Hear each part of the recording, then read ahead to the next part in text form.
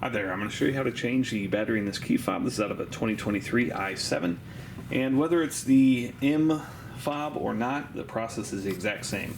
You need one of the 2032 batteries, and you also need a flat blade screwdriver about this size. And you can get the batteries off Amazon for just a couple bucks. There's a link below in the description. So what you want to do is on this back portion here, this button right here, you want to push that and then move this piece kind of down and out. Down and out like that. Okay, now this right here is your battery tray.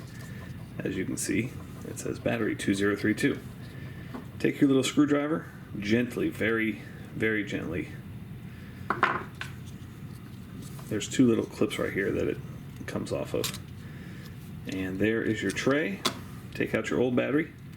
New battery goes in positive side facing down. This tray slides right back in here. And you want to make sure that both those little clips line up.